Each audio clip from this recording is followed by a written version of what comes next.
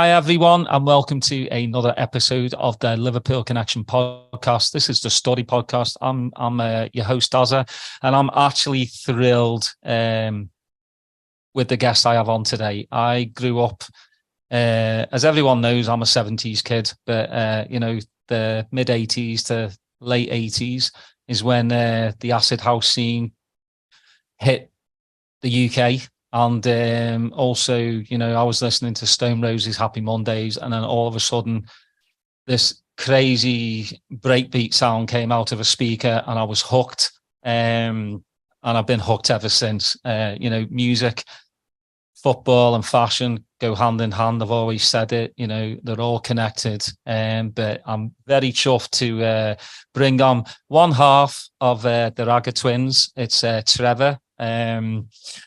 Flinty Badman. His brother's not on because his brother's a Spurs supporter, and I feel sorry for him. But we get the best one, and you're actually not twins; they're actually brothers. Who's the oldest one, Trevor? He's the oldest one. We are. There you go. Well, he's not the smartest one. Nah, not at all. But welcome to the Liverpool Connection podcast, mate. We're going to dive right in. So you started telling me before our press record about, how you became a Liverpool supporter. So if you'd like to, tell that story. Yeah. So what it was, we grew up in North London, and my dad was a big Tottenham fan. So he used to take us down to White Hart Lane and watch games and that. And yeah, we was young. I was born in 1966. So, we was young, and so I was just like a Tottenham. I wasn't a supporter as such, but I'd go Tottenham, so I was like a fan of Tottenham. And one season, 73 to 74 season, Spurs lost 3-0 to Newcastle. And at that time, Newcastle weren't a good team as far as I was concerned. And I thought, I've had enough of this because they was losing quite regular. And I remember I was playing football. We have an alleyway just down the road from us, and I was playing football there. And I said, and then the score come to me, and I said, right, I'm going home. I can't have enough of this. I'm going to change my team. So I went home and I looked in the paper. I looked at the fixtures that was on that day, because they used to have at them. They just have the fixtures in the newspaper. You don't have no league table or anything. And I looked at it and I saw Arsenal, because they were North London. I knew they was from North London, so I said, hey, I'm going to support Arsenal.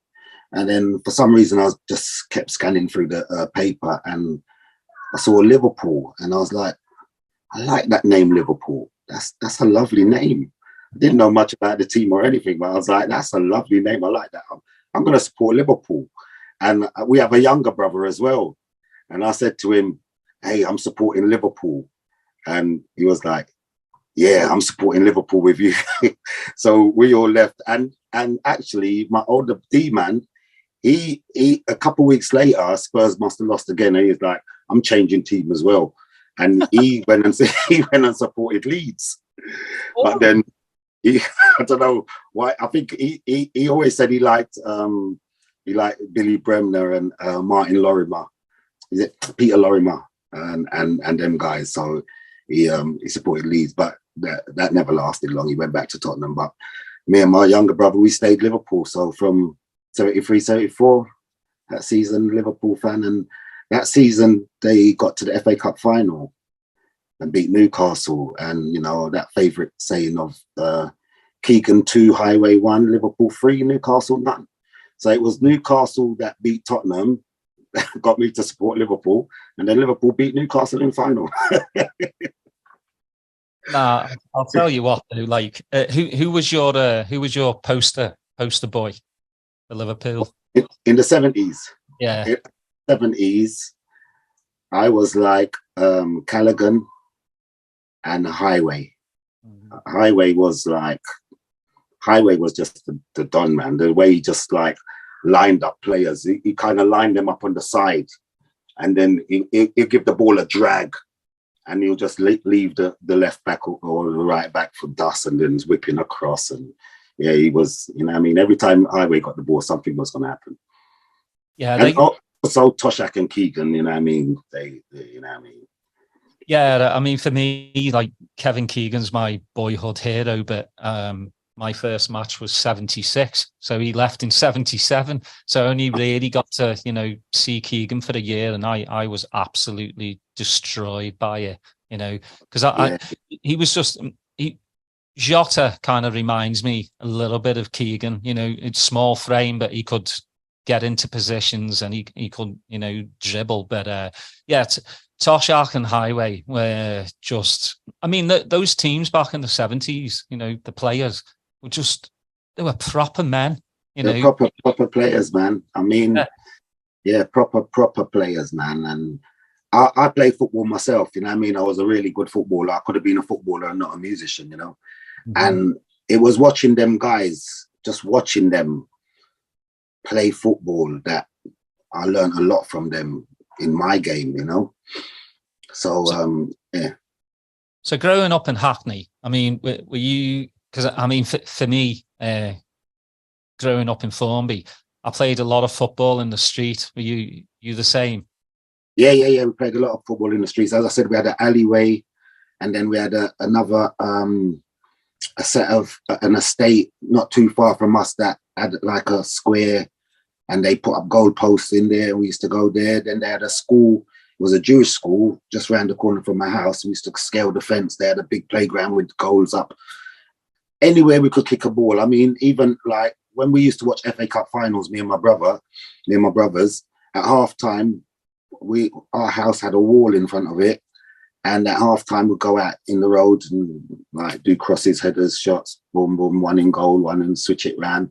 We was just constantly playing football. We was in our house, we'd roll up socks and put tape around it. And there's three of us, one throw the ball, one kick it, one's in goal, switch it round. We was just football mad. So beauty or anything to do with football, we was mad about it. Yeah, those were the good old days. I mean, especially just describing, the rolled up socks. I don't think any kid would know what we're talking about right now.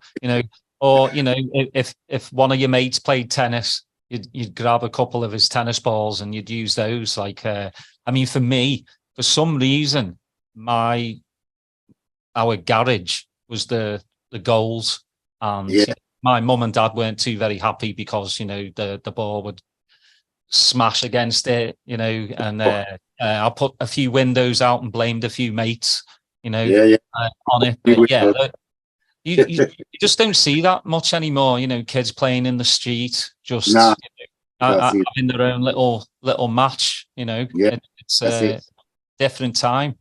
Yeah, different. They got FIFA now, innit? So it's all under control at home. So. But it was a very different time, man. Anything to do with football. We used to, you had baskets outside supermarkets and that. Mm-hmm. Used to nick two baskets. They were only small, innit? Nick two baskets, get, as you said, a tennis ball, and we called it mini football. It was like one basket, one end, one the other end, and play. It was just, but yeah, you don't see that on the street no more. I mean, it is rough on the street, and parents don't want to let their kids out and all that, and I can understand that, but the street growing up it was definitely got us to be who we are, you know what I mean, and streetwise and everything, Well, growing up in Hackney, like I'm even though I'm 4 hours away, like I just feel like I'm a million miles away, from Hackney. So your younger self growing up in Hackney, how was that? It wasn't too bad growing up in Hackney. I mean, in the 70s, you had the racism, but it where I was, it wasn't bad. And we had like a big strong community where we was. All the families knew each other. Even no matter what country was from, Asian or African and everything, the community was strong. So I never saw much trouble, but there was a lot of trouble. But myself, I never saw nothing. We was like, because the part of Hackney we was in, it was like, it was kind of like on the edge of Hackney, right in the middle. So we're on the edge. We was like, Hackney's east postcode, but my postcode was an N postcode. So I was N16, and Hackney is like east, 89, and that. So that's like in the middle of Hackney. So I was kind of on the edge of Hackney, but yeah, we grew up loving music, playing sound systems and that, and playing football. When was your first trip to Anfield? Like the mecca of football, you know, for me, obviously any Liverpool fan, that's your mecca. You know, it doesn't matter how many times you go to Anfield, I still get goosebumps. Yeah, every time I walk in and I see the green and the thing, I'm like, wow, this place, you know. But the first time we went, so in the early days, we couldn't get tickets. So when we started doing the music, we was promoting our album, Reggae Owes Me Money, up and down the country. And we had gone to some record shops in Manchester and Liverpool. So when we was in Liverpool, they was playing that same day we was up there. So, but we was doing the thing the time the game was on. And so we didn't have tickets or anything, but we was like, we went back to old school, yeah? You know, when you go to a rave and you blag it and you get in, we was like, let's go there, it's half time. Me, my brother, and the other guy was a driver, me and my two brothers. Half time, we got there. I can't remember, I wish I could remember who we was playing, but I can't. But we got to the back gate of the cop, yeah, and we banged on the gate, and the security geezer opened the door. He said, you can't come in. And we was like, listen, mate, me and my brother, we're Liverpool fans, we're from London, we're up here just promoting our album, we do music, and I've never been in here before. Come on, man, let us in. And he looked at the four of us and said, go on then, and let us in at half time. So I remember the score was 0-0, right? This is so bad. It's so terrible. The score was 0-0. We had the driver waiting outside, yeah? And it's coming to that injury time and that. And we're like, oh, he's waiting, you know, he's waiting. You know, he's making up noise, he's cussing, you know what I mean? Because he didn't come in, he didn't like football. So we left, innit? And as Liverpool do, scored a late winner. We was outside, we heard the crowd. We was like, oh no, can't believe it. We missed the goal. But yeah, when we walked in, the copy was standing at that time as well. So we walked in there and it was just amazing that first time we walked in. Then after that, you know, we knew a few guys from up in Liverpool, and they started getting tickets for me and my brother to go up. Yeah, so, it's tough these days to get tickets. Yeah, I've managed to grab a couple already for the Aston Villa game and Tottenham game next year. Oh, nice. Yeah. That's always nice to get them secured, you know. Yeah. So hopefully I don't get called away on a tour or anything. Yeah. Well, I mean, you know, that's. I mean, you talk to you know. I've talked to a few musicians, and you know, like Barry Ashworth was saying, he used to have like the laptop open while he's performing, and then he'd run stage to go, you know, get a glimpse of the match and stuff. Is that what you try and do as well? Yeah, that's what we do. If Liverpool's live and we've got a performance going on, get it up on the phone and just lean the phone up. Many times people have taken videos and they're watching football. We're doing our thing, but the football's on. It's got to be on. We've been on boat dances. Liverpool was in the Champions League final. No, it wasn't Liverpool, actually. It wasn't. I can't remember who was in, but, you know, football was on and we had to watch it. And we was on a boat party, and we just was on the boat watching football while the rave was going. You gotta, you know, check the score. That's the thing. When Liverpool plays, you know, you want to be a part of it. So, any cup finals? I went to the League Cup final where we beat Bolton 2-1. Is it 2-1? 2-1, isn't it? Yeah.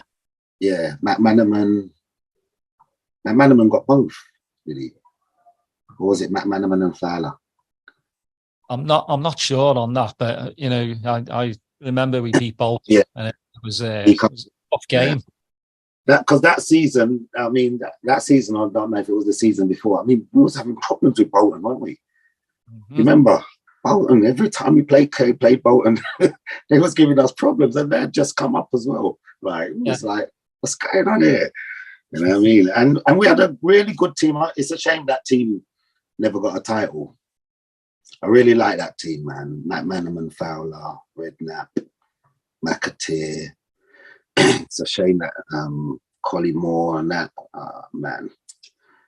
Yeah. That's the thing, though, isn't it? Like, you know, even like we've had really good teams that just haven't won the league. I mean, Just have the league, yeah. Just look at the you know, Klopp squad. We've won one. You know, one, yeah. You know, I'm sure if City were playing by the rules, we might have, you know, got a few more. But you know, they put out, you know, amazing players. You can't harp on at them for that. But you know, that's the thing. You know, the 2001, you know, the treble. No, everyone else will say not the real treble, but you know, we still did win a treble. You know, that was a fantastic team, I thought. Yeah, definitely, yeah. And in the 70s, when we was going for the so-called proper treble, and that was heartbreaking, man. Telling you that the Wembley final was heartbreaking. I couldn't believe we lost to Man United that day. We were so good that season. Yeah. Are you talking about the FA Cup final? Yeah, 2-1. I actually went to that with my granddad.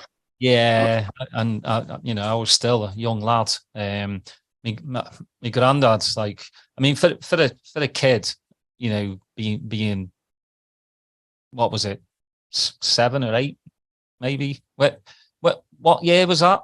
That was 77, isn't it? 77. Yeah, 77. Yeah, I was 7. So that I actually went went down to Wembley without my mum knowing. My granddad was a shifty little bugger, I'll tell you that. But it took him a very long time to get over that. Like it hurt.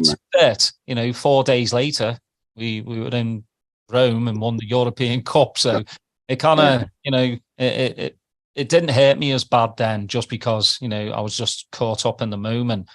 If it happens now, you know, you're just devastated. I mean, because Liverpool are part of your soul. They are.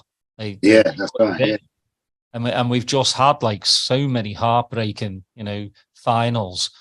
But you just all you have to do is just keep going again and again and again. You know, that's all you can do. We know they'll give us good times again. We definitely know that. You know what I mean? We know they'll give us good times again.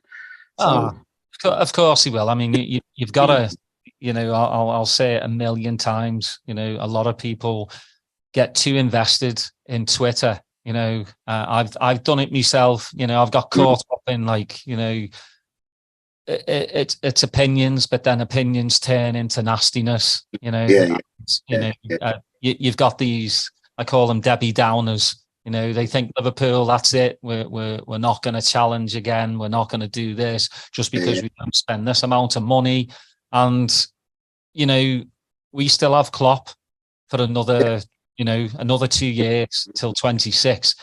And he, you know, it's the rebuild that a lot of people are looking for. You know, I still think our team is a good team. We needed the builders, but I still think we got a good team. And what has given me hope more than anything this season was the last 10 games of last season. Exactly. The way we went about that has given me a lot of hope for this season. And I will be. Yeah, I'm 100% with you. I mean, you know, players don't go to crap like top players. Like Fabinho, he had probably one of the worst seasons he's ever had. Van Dijk as well. But they're not overnight. They don't turn bad.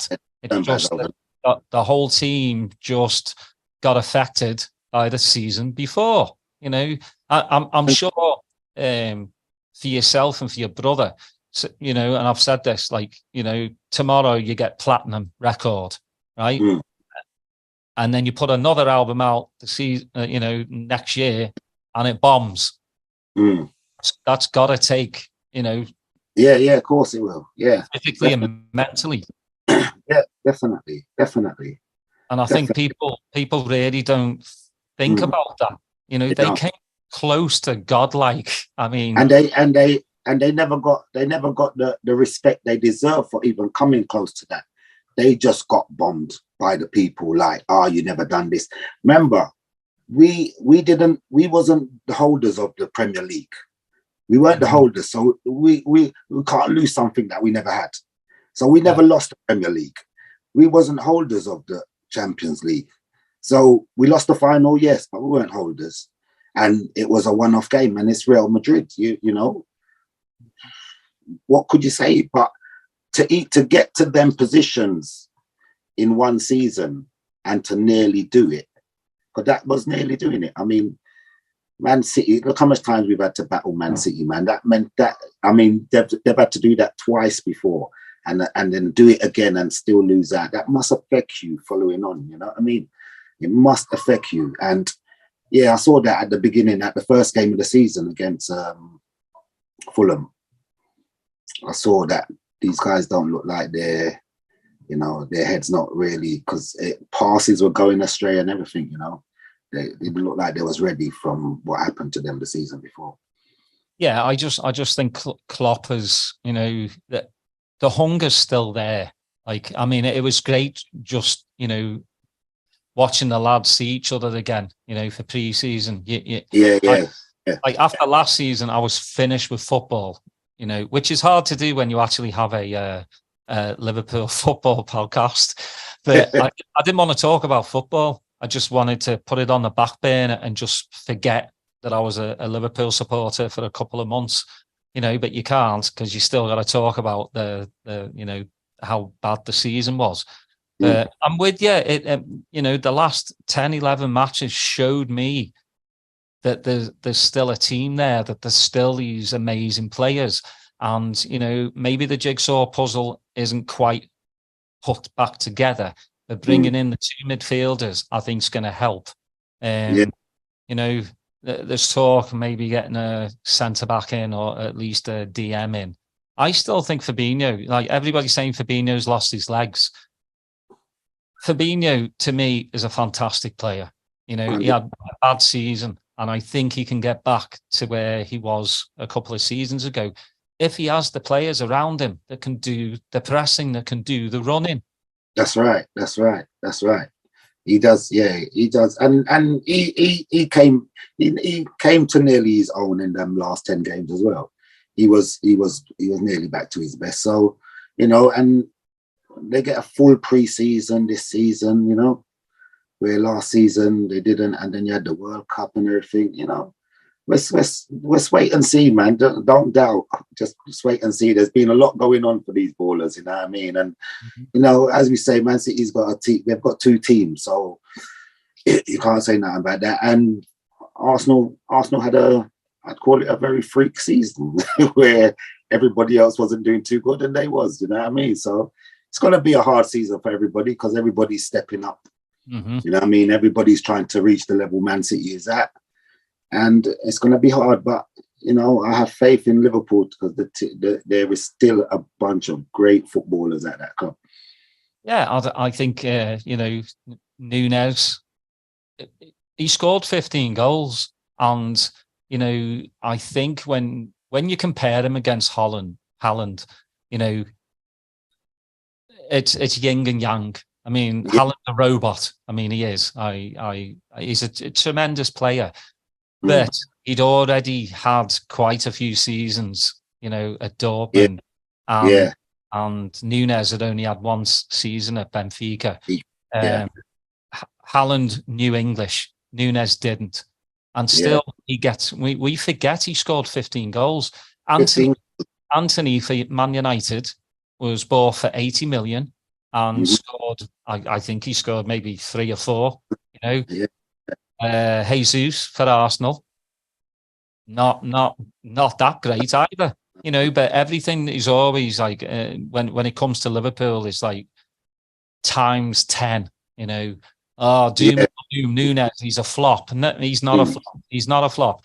You know, this season will hopefully be his breakout season, and I think he's our Captain Crazy, I like to call him. He's just so chaotic. But I'd have more issues with him if he wasn't getting in these positions to Exactly. score. You know, but Exactly. he is. Exactly. Because that's what, when I was at, like, I played for Charlton and I played for Spurs and I played for Enfield Town. And every coach that, I was a striker myself, so every coach that coached me said, be in the position to score. If you're not in the position to score, if you're shying away from the position to score, you're not doing your job. If you're there and you miss, you're in the position. Something's going to go in. I was a deadly striker at the end of the day, but you know, that's what they always taught me. So, and that's what he does. Nunes does that. He's in the positions, he makes the runs, he doesn't shy away. You know what I mean? He doesn't try and make the easy option. He tries. So, and I think that first season has bedded him in well. He got 15 goals, and I'm sure he'll look to improve on that. Mm-hmm. Well, I mean, like, I never ever thought Gakpo would hit the ground running. I think he's been absolutely superb. Yeah. So, you know, it's always good to, you know, a lot of people are asking, well, you know, we're all asking, like, where's Nunes going to play if Gakpo continues, you know, what he's doing? But that's a good problem to have, isn't it? You know, exactly. Klopp likes them problems. Same with Jota as well. You know, I mean, my front three would probably, to start against Chelsea, would be Diaz, Gakpo, and Mo. Yeah. But it's great to have Nunes and Jota be able to come off the bench. Yeah. I mean, that's what you want, you know, and I think this season you're going to see more rotation with the front five. And same with, I think, you know, the young lad Doak, I think he's going to get quite a few minutes, depending on how pre-season goes for the lad. But I mean, for Klopp, you know, I get a lot of people just like, you know, with Klopp letting Carvalho go on loan, people having a go at him saying he's not giving the youngsters chances. But then you've got Jones. He gave Trent a chance. You know, first match I think was against Man United. What better chance? He's given Doak a chance, Elliott a chance. He is bringing these youngsters in, and as well. Yeah, Majestic. Yeah. So he does.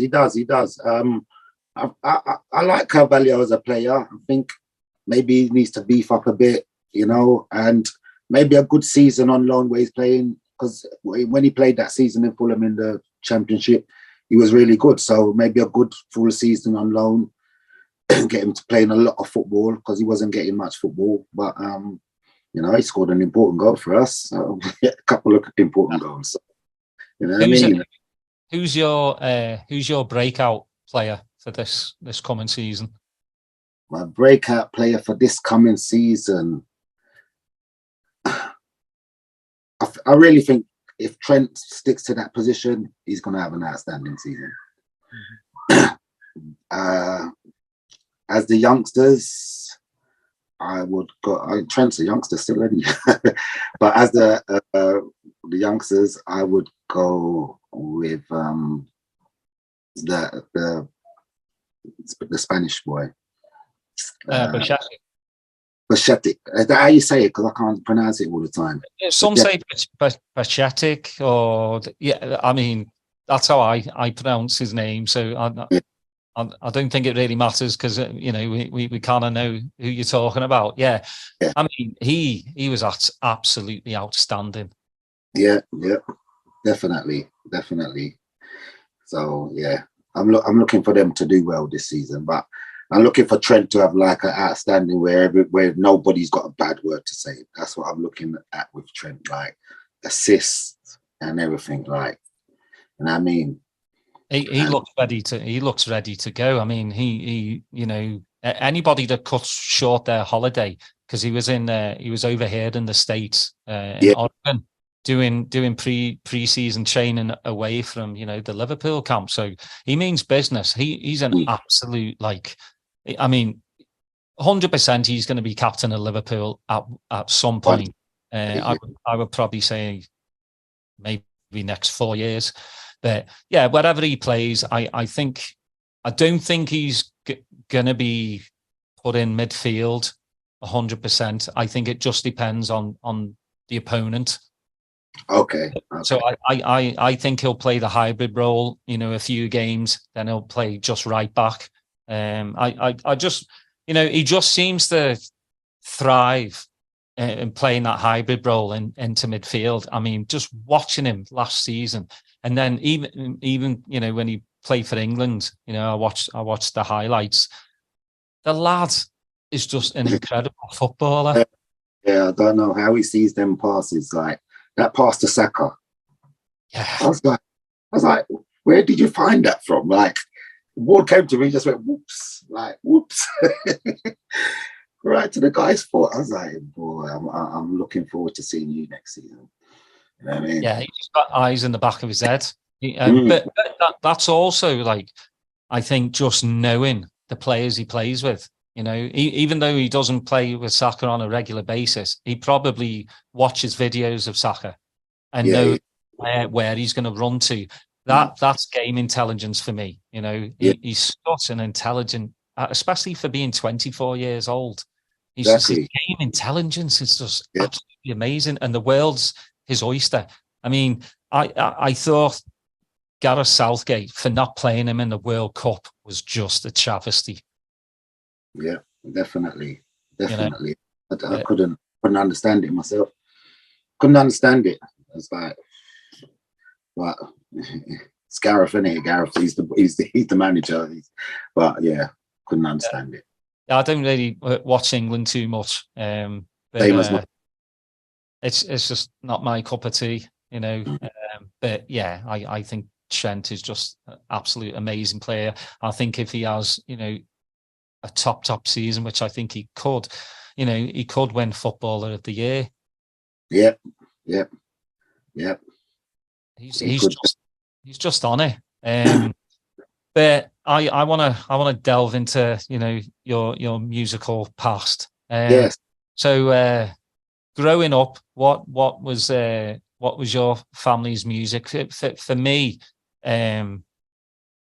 pretty much one of my best mates, Mark, his parents are from the West Indies.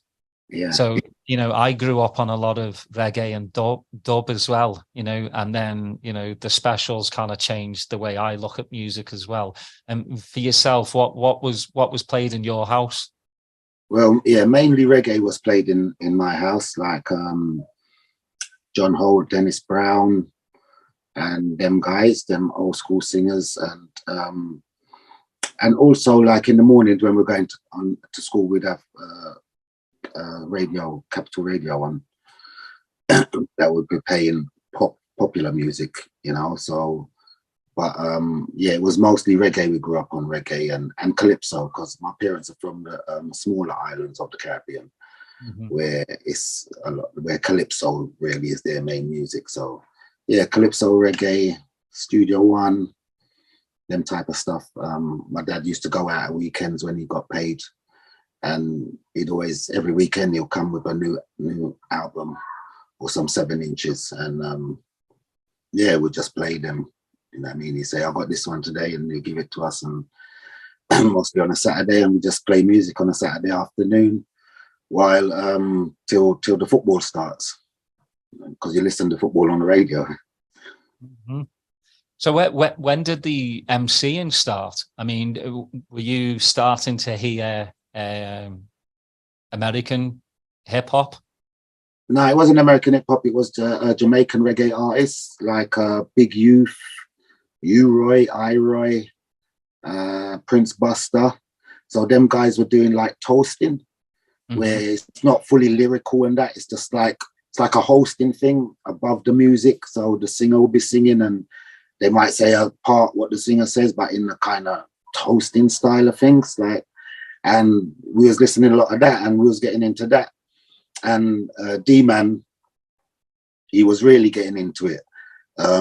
I was doing more football, but I was still listening to music. But D-Man was really getting into it, and he was like, I'm gonna do that one day. I'm gonna be one of them doing that toasting. And we used to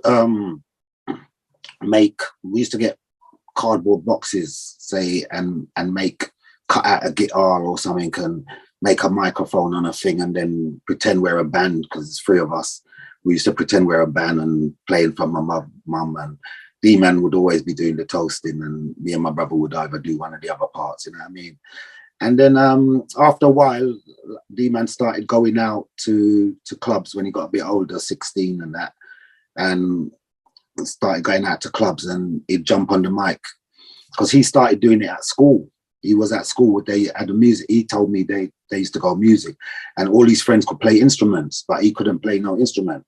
So he just started picking up the mic and doing the toasting. So in school, and then started going to parties and that and chatting on the mic. His friends would egg him on, say, yeah, go and pick up the mic, go and do your thing and that. So he started doing that. And then I kind of followed his footsteps in that, although still doing the football, because my dad wanted me to be a footballer. And so still doing the football, but wanting to do what D-Man was doing, following your big brother, you know what I mean? And I started doing it. Then one of my friends, his name's Sean Major, rest in peace, he passed away a few years ago. At school, he said, yeah, I want to build a sound system. He was only young. He was like, what? I was like, what? He said, yeah, I want to build a sound system. I want me and you to be on the mic. And we had another friend named Victor, and I want Victor to play the music, because the three of us was close. And I was like, all right. So in woodwork, we built an amplifier case that we put our amps in and that, and we built one speaker box. And we sneaked it out of the school because they wanted it for exhibition. But we wanted it to build our sound. So we sneaked it out of the school. We got amps and that. We put a speaker in it and that, and built a little sound system. And me and Sean, we was doing the MC, and a mate was playing the music. So we had our little sound system, what was called Sir Cruise. And then from there, that little sound system was playing in the area. Our friends would come around. We had a blues, we call a blues is like a party that you'd have on a Friday and Saturday night. It was in my uncle's house. He had a cellar. So we put the sound down there, and every Friday and Saturday night we'd go in there and play music. D-Man would come down now as well, because there's a sound to chat on, and we'll be doing our thing in there. Then one day my sister met somebody who had a bigger sound, and they was from the Tottenham area, and they was called Jamarcus.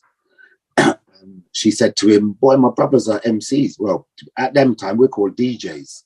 We weren't called MCs, we're called DJs. So she was like, my brother's DJs. And they come down and like chat on the sound. And this sound would play every Tuesday night in a place called Lecture Hall. And they'd invite other sound systems down. So it'd be 2 sound systems in there. And we started chatting on that sound. And from there, D-Man progressed to a big sound in North London called Unity. Don't know if you've heard of them, Unity High Power. He progressed onto that sound, and I progressed onto a sound called Jemmy Magic. They was from the Stoke Newton area. 2 big sounds, but Unity was a bit bigger than Jemmy Magic at the time. And then, we started doing our thing, getting a big name for ourselves. It happened one day, there was a dance, and Jemmy Magic was and Unity was in the same arena. And the whole talk in Hackney is like, who's going to be better, D-Man or Flinty? Because Flinty's on Jemmy, D-Man's on Unity.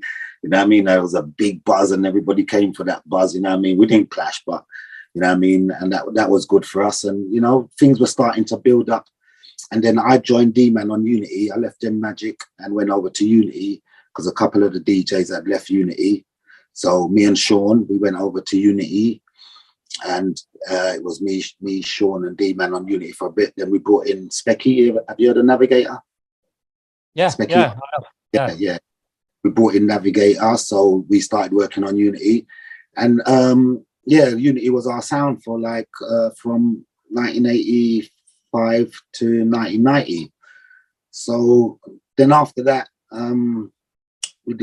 Unity. Big sound, playing everywhere, getting lots of props, getting your name everywhere, winning awards and that. But we weren't getting enough. We wanted to make records now. We wanted to make records. We wanted to be artists. and he wasn't taking us to the studio.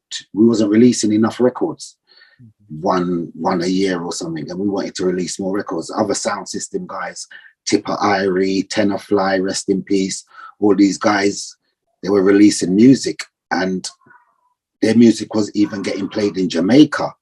And that's the pinnacle. When you're a UK artist, that you want your music to be played in Jamaica. And we weren't getting none of that. So we decided after the end of 99 was going to leave the sound and try and pursue an artist's career.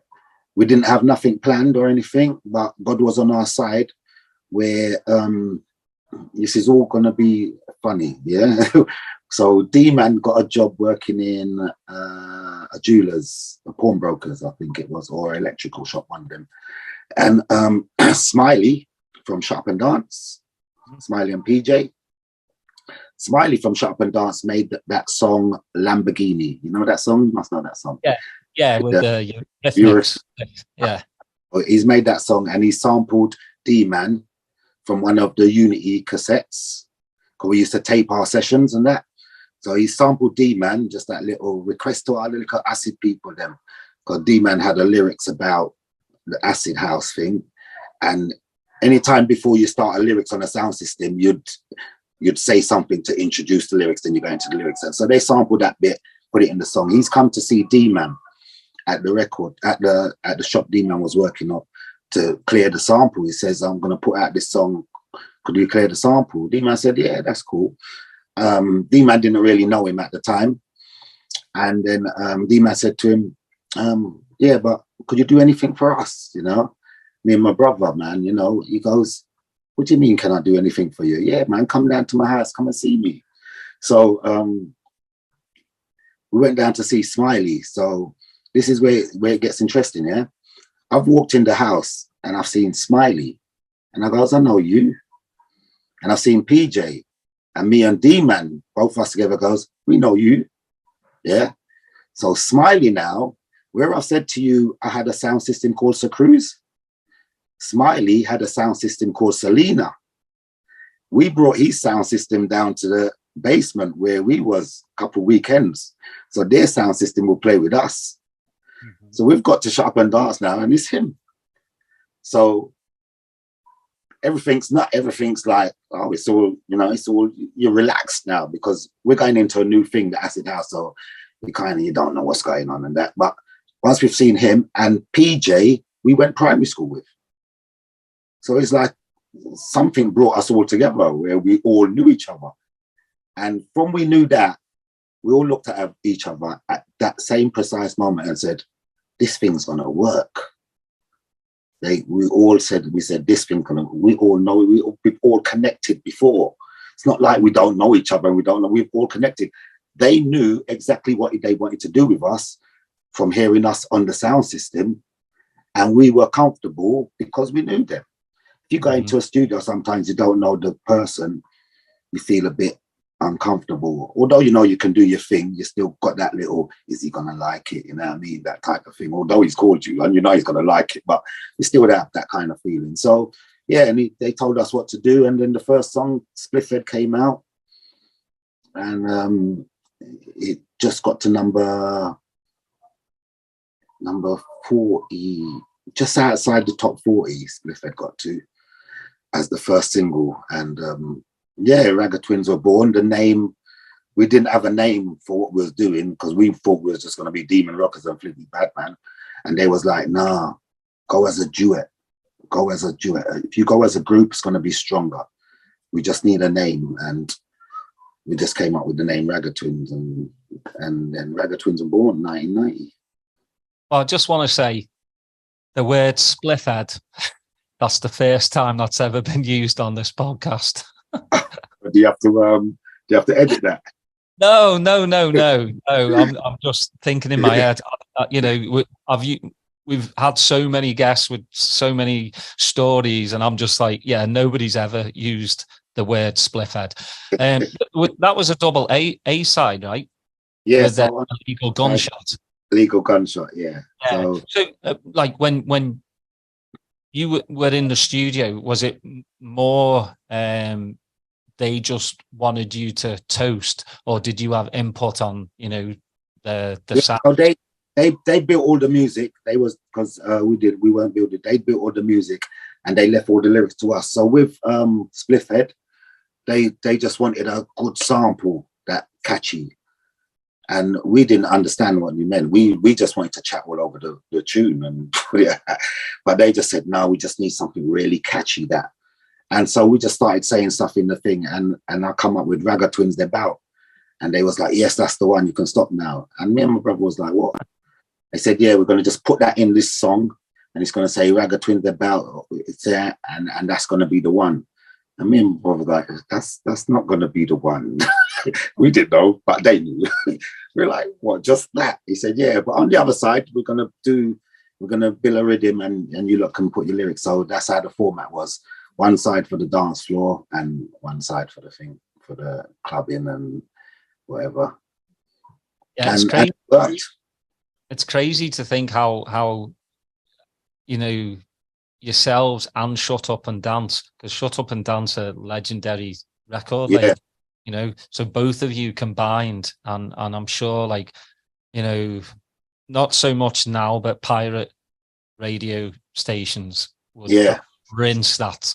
Yeah. The Pirates radio stations are rinsing their tune. I mean, even when we done the first tunes, we had a few mates that was going to these acid house parties. We were still going to reggae dances, even though we doing this thing with Shut Up and Dance.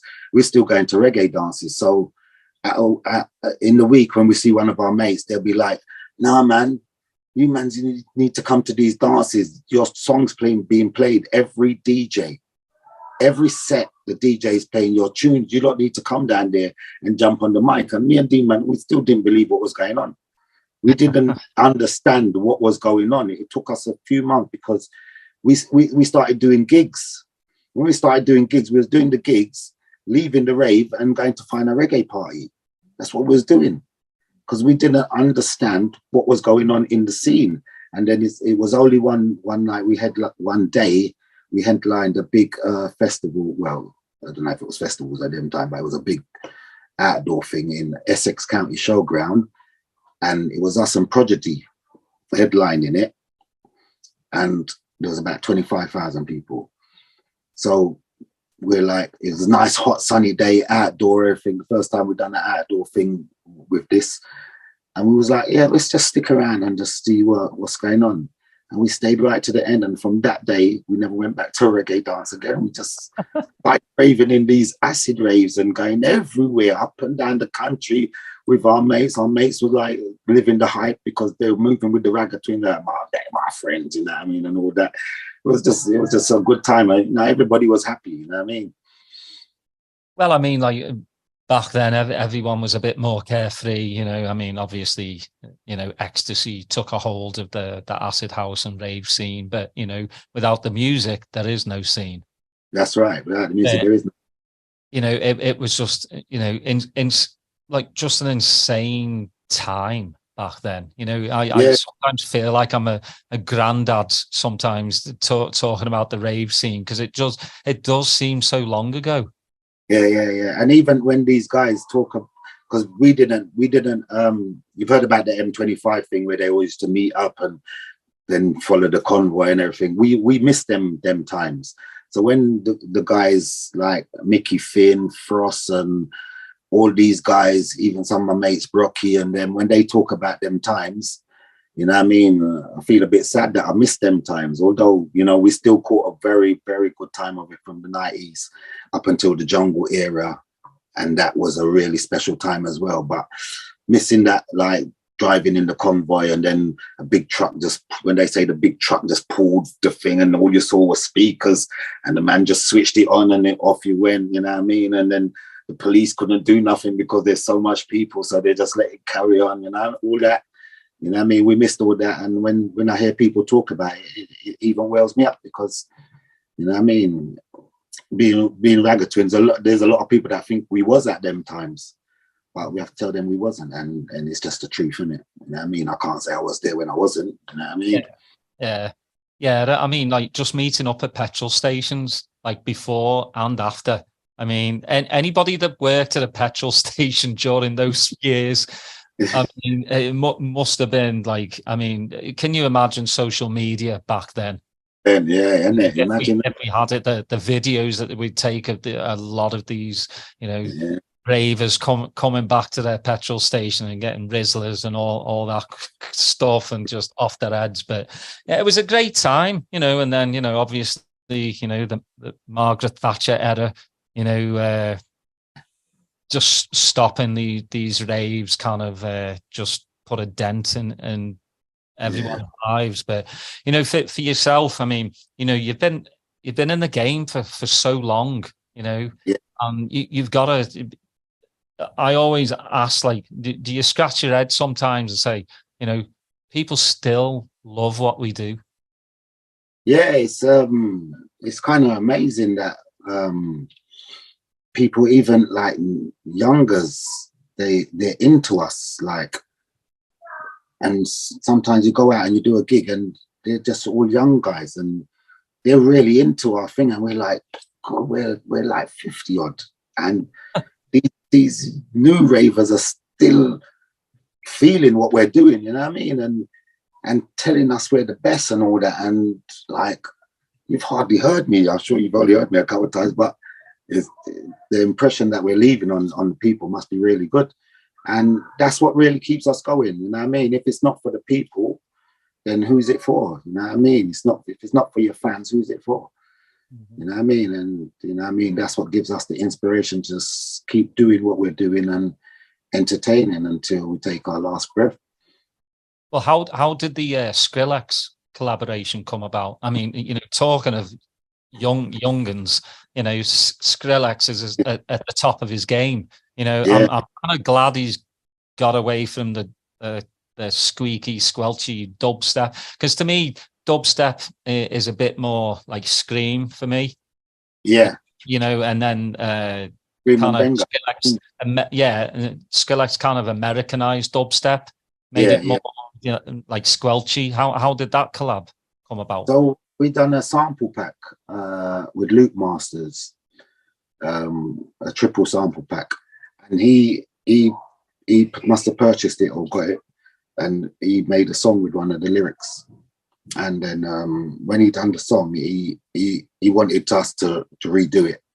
So he was over on to do Glastonbury one in 2014, I think, and he booked out a studio and called us up to redo it. And yeah, that's how we got to do Ragga Bomb. So basically, we have to give thanks for the sample pack for that one. You know what I mean? How is it working with him? Is he, you know, very very strict? Because, you know, I know some, like, you know, I've listened to Noel Gallagher before, and he says he's a 9 to 5 in the studio, and that's it. That's it. Is Skrillex more like Skrillex is an all-nighter. all night? He's all night, definitely.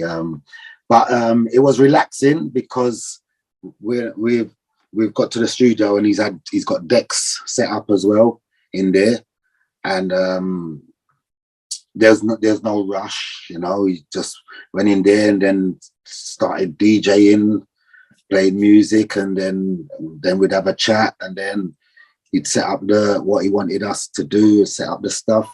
He done a thing that we've never seen before. He had a bucket. So say we had the mic in front of us, like in front of us here, and about 10 yards away, he had a bucket with a microphone in it. So I don't know what it was catching, but he said it catches, like, when we're chatting, we're coming through the earphones. We've got the headphones on, but it's catching the whole room. That's what, but it's dampening it in the bucket. So when that mic is picking it up, the mic's in the bucket is kind of dampening, making a different kind of sound that he can use. And that's the first time we ever saw that. So that was amazing. But he's very energetic in there. We had a few mates out there. We couldn't see outside the booth that we was in. But when we came out, my mate said he was bouncing all over the place. He was in that corner. He was over there, and he bounced over there, and he's going, yeah, that's the one, that's the bit. And then because we was doing stuff over and over, you know what I mean? And yeah, he was really energetic, and it was a real pleasure working with Skrillex, you know. Yeah, he just seems like, you know, he's a down to earth lad. I mean, you know, you see him now with Kieran Fortet, and Yes, obviously yes, yes. Fred again. You know, Mm. they just make a formidable, you know, triple threat. But he just seems like he's down to earth, and you know, he knows what he wants. I mean, I saw the like mini documentary of him working with the Doors. Okay, okay. I I mean, ain't seen that. just insane. Just the sounds, you know, he wanted. You know, I Yeah, mean, and you're just going. You're asking the Doors to, you know, obviously without Jim Morrison, but you're asking the Doors, like, you know, nah, can you do that again? I mean, I'm like, you've got to have some big balls to like talk to the Doors and say, hey, can you run that by me again? yeah, yeah. Yeah, I love his enthusiasm. You know, hats off to him. It's not my cup of tea, like the dubstep stuff. You know, Mm, like I said, I'm more into breaks and the drum and bass side of stuff. But okay. yeah, I mean, for me, you know, you've been on labels, Moving Shadow, Botch It, and Scarpa, you know, some of the best in the business. You know, you've worked with Ed Solo. You know, Yeah, I mean, again, a don of drum and bass. Like, yeah, I mean, that's got to be great for you. You know, seeing the end of the like rave scene, doing the jungle that came through. Then you're on breaks, you know, records. Then you're on drum and bass records. Um, for your ultimate, you know, you did, you know, your first artist album. Do you want to do like another like full on artist album again? well, Matt, funny you should say that. We have an artist album in the pipeline, ready Woo! to be released in September, and Really? the first single is gonna be end of July. Nice. Yes. I'm glad I asked them. Yeah. So No, yeah, so that was all done. It was actually meant to be released in 2020, but obviously COVID came and put a stop to the plans. So we got time to go back into it and make a few changes and get it up to date and more. And yeah, we're ready and it's finally done and it's coming out on Nice Up Records. And the album due in September, but the singles due at end of July. The single's called No Too Much Madness. now is it going to be like full on like dance, or you're gonna have some other So stuff on there? it's a variety of genres. So we have jungle, drum and bass, reggae, and uh, hip hop as well. Nice. So Yeah. yeah, full mixture Ah, because that's what we've been doing everything. So before we do that, and we have some good features on there. Like we have Sweetie Irie, Tipper Irie, Daddy Freddy, Tenor Fly, Luciano, and a few more. hey, you've said some good names already. So what I like to do, especially with musicians, is ask you your festival headliners for a Friday, Saturday, and Sunday sets. Like you're dead or alive. How many headliners? Like Well, each. like do one for Friday night, do one for Oh, Saturday, and then do one for Sunday. I always love to know like musicians who they would want on dead their. or alive. Yeah. Yes. I'd have. I'd have. Uh, I'd have. I've got them. I'm just trying to work that now. I'd have Bob Marley on a Saturday. I'd have James Brown on the Sunday, and on the Friday, I would have.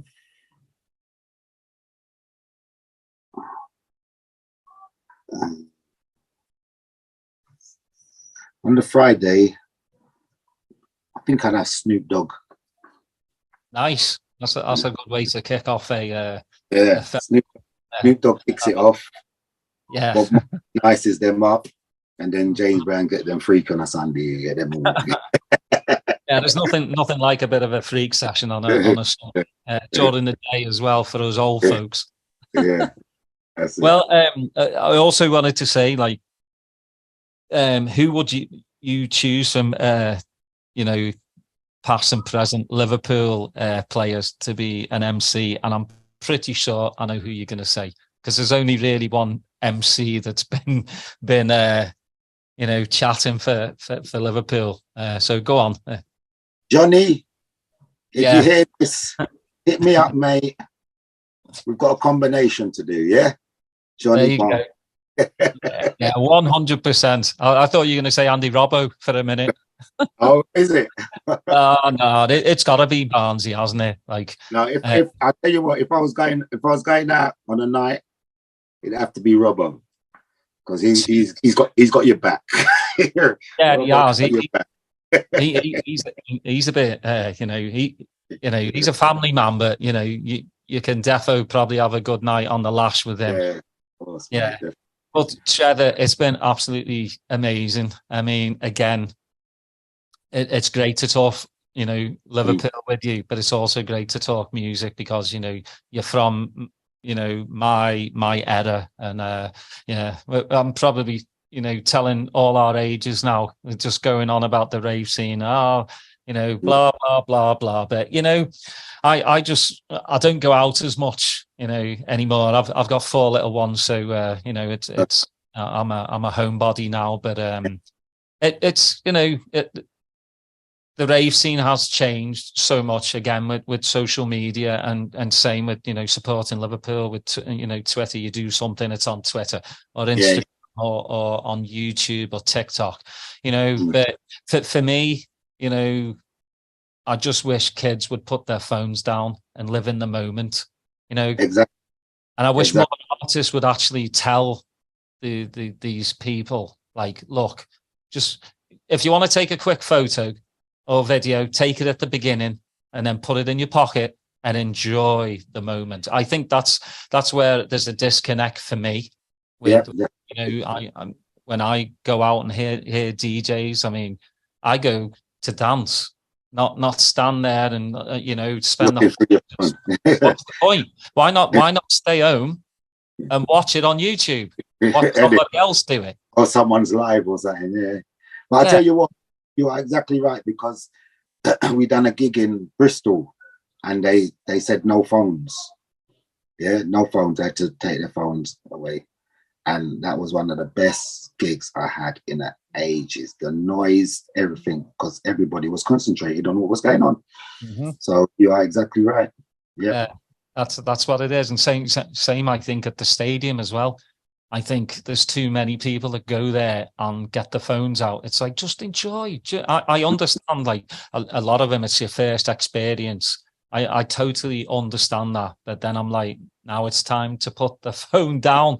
Why are you recording the whole match? You could have stayed home and watched it on the telly. Yeah, it's definitely. Like, just put it down. But again, I'm showing me age. I'll get some comments later on going, "Oh, you old fart."